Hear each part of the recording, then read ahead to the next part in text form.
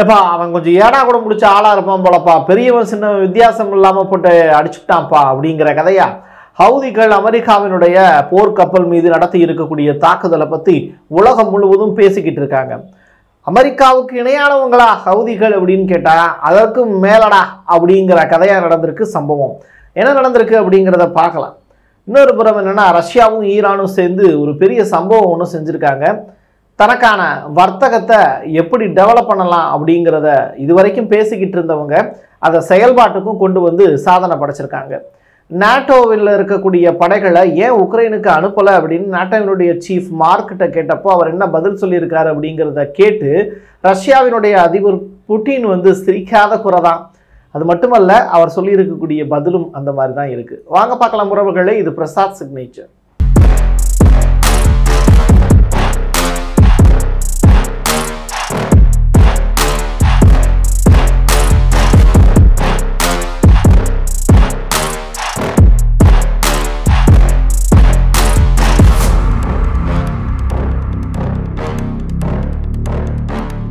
ஹவுதிகள் தொடர்ச்சியாக 2023 உலகம் முழுவதும் அதிகமான அளவில் பேசப்படக்கூடிய ஒரு பெயர்.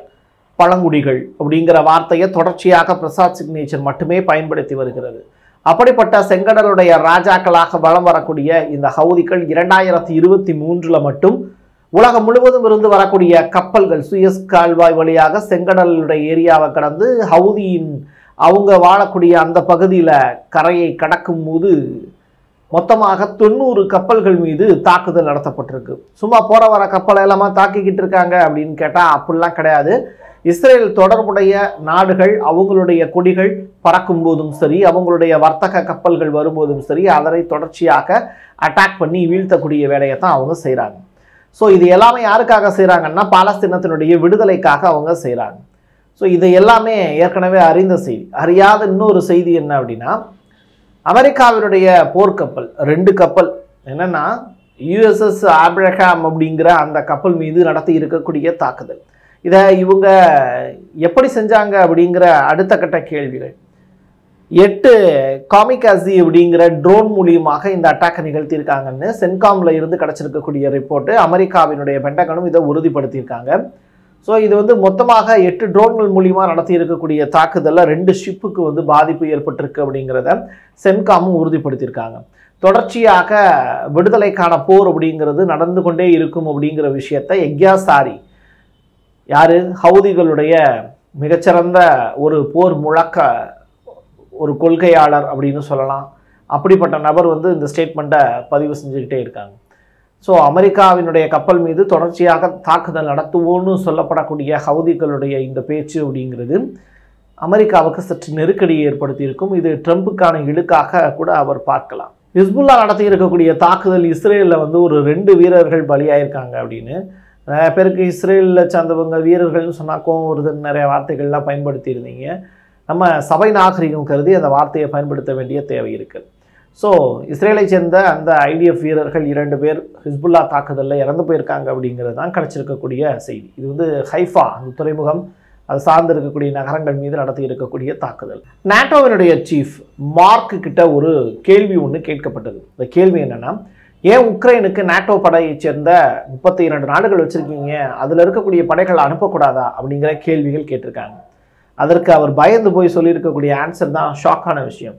ரஷ்யா கிட்ட அணு ஆயுதங்கள் இருக்குது, ரஷ்யா கிட்ட அணு ஆயுதங்கள் இல்லாமல் இருந்தது அப்படின்னா நிச்சயமாக நாங்கள் எங்களுடைய அந்த போர் வீரர்களை ரஷ்யாவின் எதிர்த்து அனுப்புவோம் அப்படிங்கிற ஸ்டேட்மெண்ட்டை சொல்லியிருக்காரு.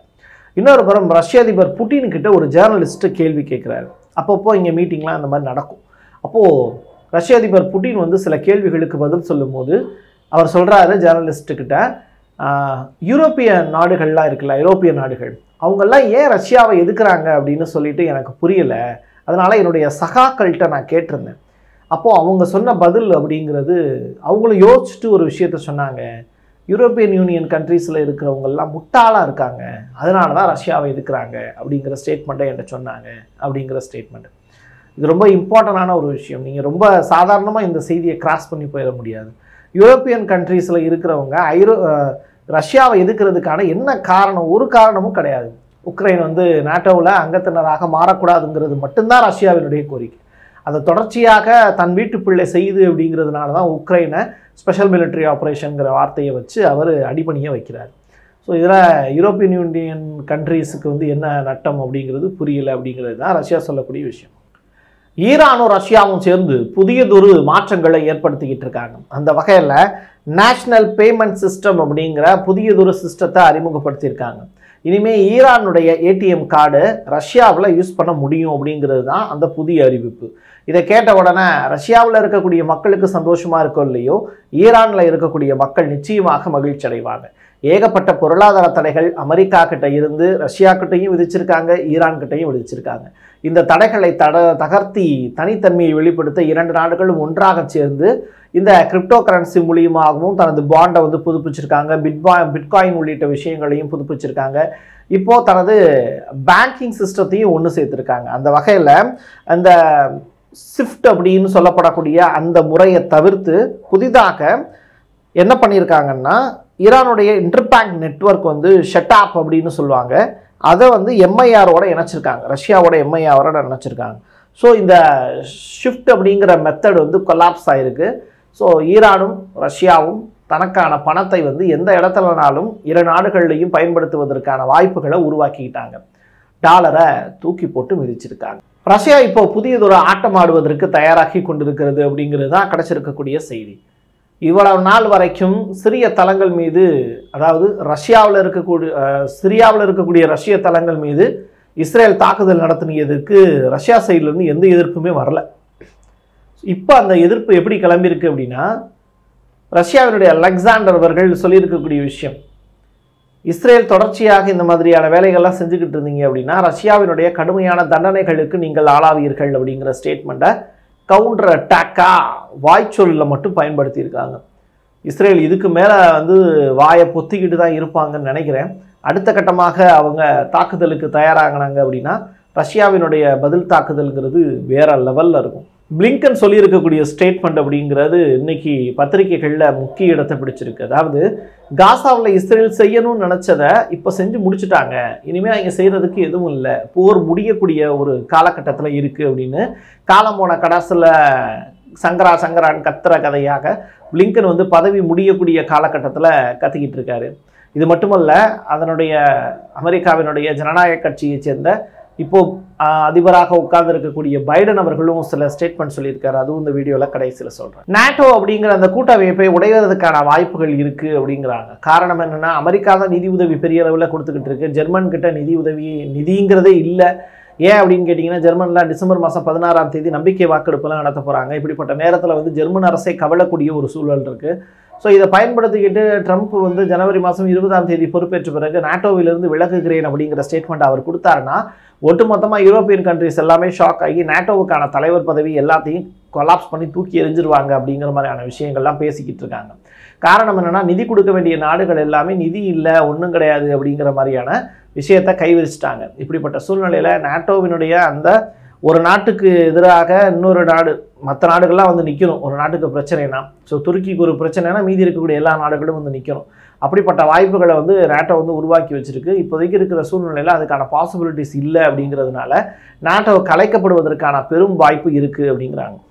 துருக்கி போனா போகுதுன்னு சொல்லிட்டு இன்னைக்கு எதுவும் செய்தித்தாள்களில் நம்மளோட பற்றிய செய்திகள் எதுவும் வரலைன்னு சொல்லிட்டு ஒரு சம்பவம் ஒன்று பண்ணியிருக்காங்க. அது என்ன அப்படின்னா, இஸ்ரேல் மீது முஸ்லீம் நாடுகள், அதாவது ஓஐசி மீட்டிங் முடிஞ்சதில்ல, இப்போது ரீசெண்டாக நடந்ததில்ல, நேற்றோ முந்தனாலும், அப்போது அந்த நிகழ்வில் வந்து சவுதி அரேபியா வந்து முதன்முறையாக இஸ்ரேல் வந்து இனப்படுகொலை செய்து கொண்டு இருக்கிறதுங்கிற ஸ்டேட்மெண்ட்டை சொல்லியிருந்தாங்க.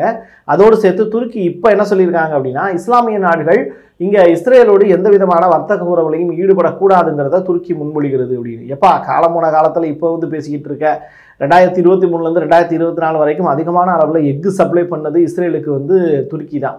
ஸோ துருக்கியை வந்து கண்டனம் தெரிவிக்கிறது யாரும் இல்லை அப்படிங்கிறதுனால சும்மா ஏதாவது ஒரு செய்தியை வந்து பரப்பிக்கிட்டு இருக்காங்க. ஸோ எர்டகனுக்கு இதே வேலையாக போச்சு அப்படிங்கிறத மட்டும் மக்களுக்கு சொல்ல வேண்டிய தேவை இருக்குது. அவங்களும் இதை தெரிஞ்சுக்கணும். முக்கியமாக துருக்கிங்கிற நாடை பற்றி நம்ம தெரிஞ்சுக்கிட்டால் மட்டும்தான் அவங்க அடிக்கக்கூடிய லூட்டிகள் பற்றி நமக்கு தெரிய வரும். இன்னொரு புறம் என்ன அப்படின்னா, இந்த ஜேர்னலிஸ்ட் ஒருத்தர்கிட்ட பைடன் அவர்கள் ஒரு ஸ்பீச் ஒன்று, 2 பேருக்கு இடையில டிஸ்கஷன் மாதிரி ஒன்று நடக்குது. அப்போது ஜேர்னலிஸ்ட் வந்து அவர் உட்காந்துருக்கக்கூடிய இடத்துலேருந்து ஒரு கேள்வி ஒன்று கேட்குறாங்க. அதுக்கு பைடன் வந்து என்ன பதில் சொல்லியிருக்காரு அப்படிங்கிறது முக்கியத்துவம் வாய்ந்தது. நீங்கள் வந்து ஹோஸ்டேஜ் டீலை வந்து முடிக்கிறதுக்கான பிளான் வச்சுருக்கீங்களா உங்களுடைய காலகட்டத்துக்குள்ளே? சீஸ்ஃபயர் டீல் வந்து காசாவில் கொண்டு வருவதற்கான வாய்ப்பு இருக்கா அப்படின்னு கேட்குறாங்க. அப்போது வந்து பைடன் சொல்கிறாரு, உங்களுடைய கேமராவுக்கு பின்னாடி இருக்குல்ல, அங்கே அடிக்கலாமா, அப்படி தலையில் தட்டலாமா அப்படிங்கிற ஸ்டேட்மெண்ட்டை சொல்கிறாரு. இதுக்கும் அதுக்கும் என்னையா பதில், நான் என்ன கேள்வி கேட்டேன், நீ என்னையா பதில் சொல்கிறேன்னு கேட்டால், அப்படிப்பட்ட மிகச்சிறந்த அறிவாளிகளை தான் அமெரிக்காவில் அதிபராக மக்கள் உட்கார வைத்திருக்கிறார்கள் அப்படிங்கிற செய்தியோட முடிச்சுக்கலாம். அதோடு சேர்த்து ஈரானில் மக்கள் தொகை விகிதம் அப்படிங்கிறது தொடர்ச்சியாக குறைந்து கொண்டே வருகிறது. இந்த நூற்றாண்டுலேயே அதிகமான அளவில் வீழ்ச்சி அடைந்த ஒரு தேசம் மக்கள் தொகையில் எது அப்படின்னு கேட்டால், அப்படிப்பட்ட ஒரு நாடுகளோட பட்டியல் எடுத்தோம் அப்படின்னா அது ஈரான் முக்கியத்துவம் வாய்ந்த ஒரு நாடாக இருக்குங்கிறாங்க.